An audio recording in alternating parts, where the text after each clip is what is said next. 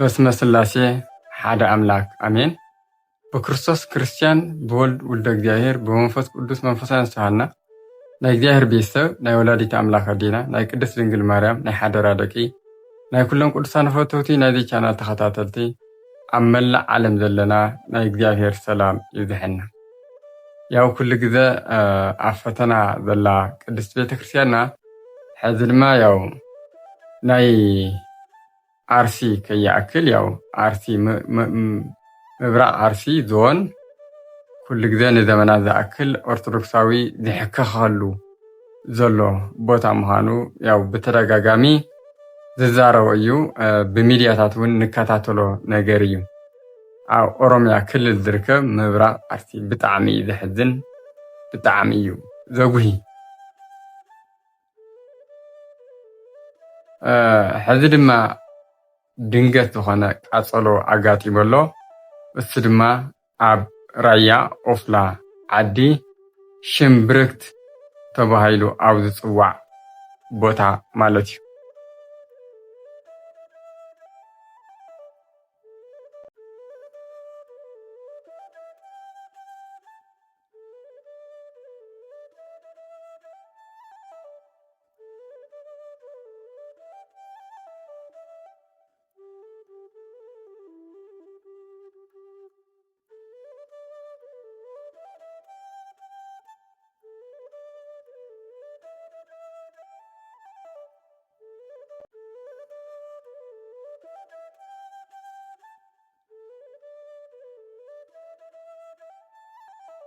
ስለዚህ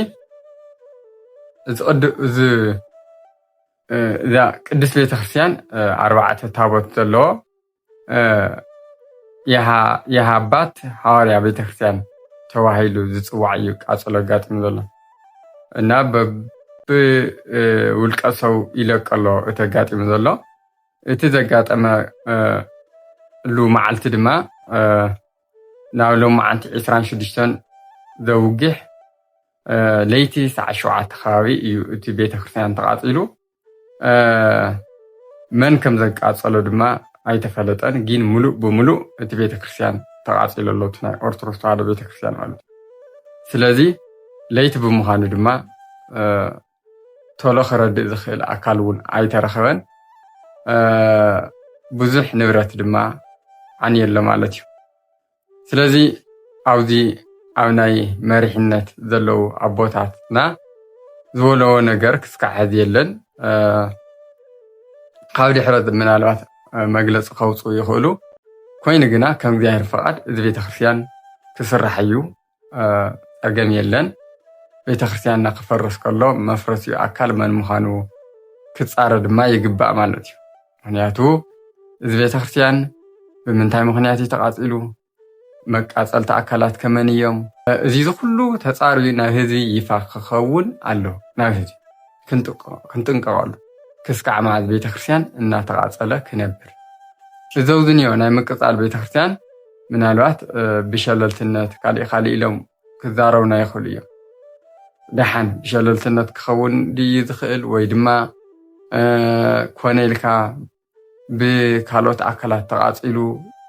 ተኮይኑ እውን ተፃርዩ እዩ ናብ ህዝቢ ይፋ ክኸውን ዘለዎ። በቲ በለ በቲ ግን ክነስተውዕሎ ዘለና ንሕና ኦርቶዶክሳውያን ኣብ ኦርቶዶክስ ተዋህዶ ዝግበር ዘሎ ጨፍጫፍ ተጠናኺሩ እዩ ዝቐፅል ዘሎ። እንታይ ሽፋን ገይሩ እዩ ዝኸድ ዘሎ ተይልና ድማ ፖለቲካ እዩ ሽፋን ተገይሩ ዝኽየድ ዘሎ። ኣብ ኦሮሚያ ክልል ሓቂ ክነግረኩም ብጣዕሚ እዩ ዝስምዐኒ ዘሎ የንብዕ የብኪ እዩ። ኦርቶዶክሳውያን ብምዃኖም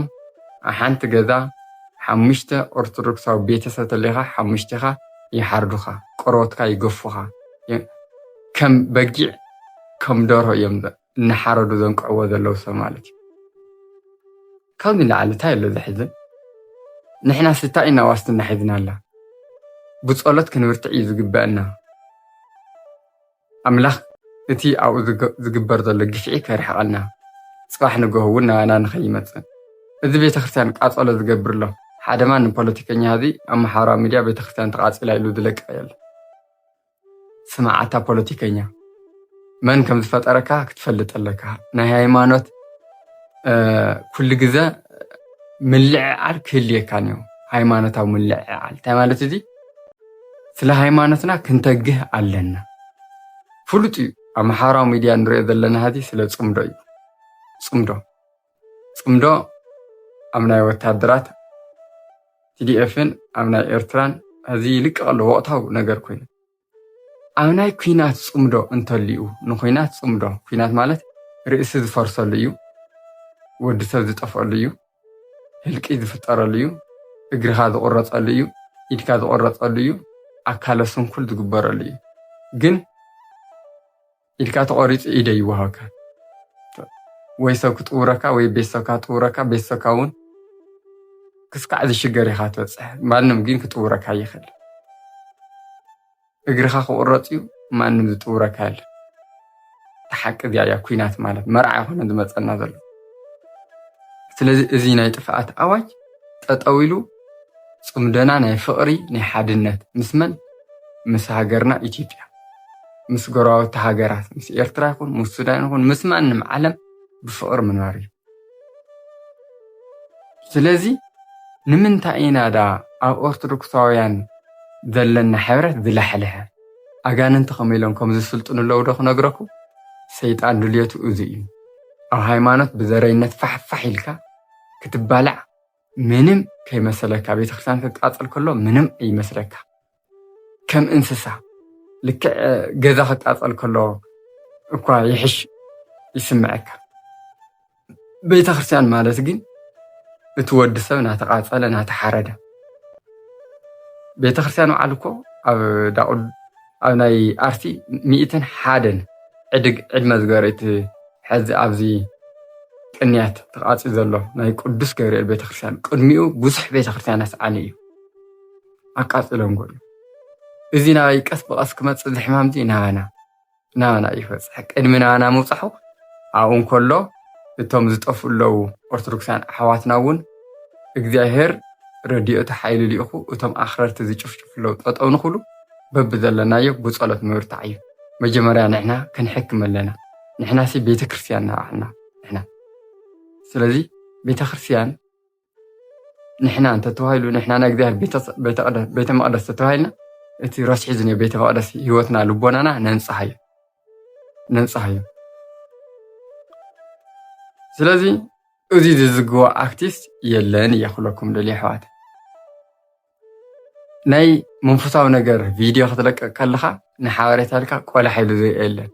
ወይ ርኡ ከም ዘይረአየ ክሓልፍ ፅባሕ ንግሆ ግን ቤተክርስትያን ንስኻ ስለ ዝኾንካ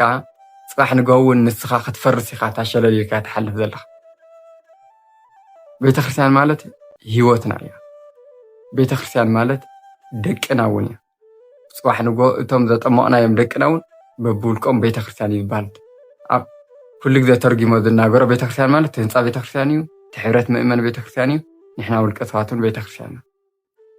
ስለዚ ኦርቶዶክሳውያን ኣካይዳና ነስተኻኽል ሂወትና ንመርምር በጃኹም በይዛኹም ጸሎት ንግበር ጸሎት ንለማመዶ ጸሎት ማለት ምስ እግዚኣብሔር ትገብሮ ንግግር ኮሙኒኬሽን እዩ ጸሎት እንገብር ከለና እግዚኣብሔር ረድኤቱ ክህና እዩ እቲ ዓለማዊ ትምህርቲ ከመይ ኢሉ ኣላሕሊሕና ዘሎ ስነ ልቦናና ካብ እግዚኣብሔር ርሒቕና ጸሎት ንግበር ስግደት ንግበር ንስገድ ሽዑ እቲ ኣብ ስነ ልቦናና ዘሎ ግድየለሽነት ምንም ዘይመስለካ ዘረይነት ጽልኢት ዓሌታውነት ስስዕና ስርቂ እዚኦም ብምልኦም ፈሪሶም ካብ ሂወትና ተፋሒቖም እዮም ዝጠፉ ጸሎትን ስግደትን ንስዓቲና ቅዱስ ቁርባን ስለዚ ኣብ ናይ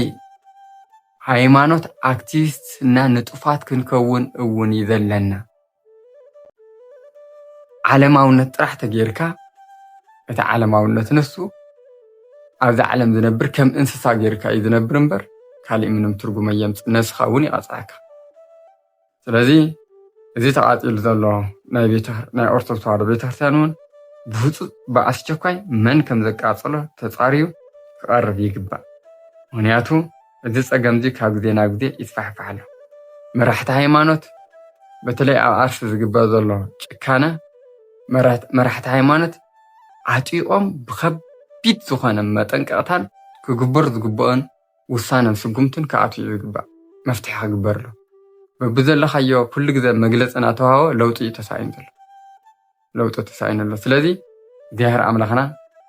قدس بيتخرسيان محاورنا يبارك لنا يحلونا أرثوذكس هذا هايمانتنا كل جذا عفتنا الله ياو فتناتنا متصوع كل جذا ذنارتيا نفتنا عشان نفاون اتوصيا نفتنا عشان نفان اختوص دما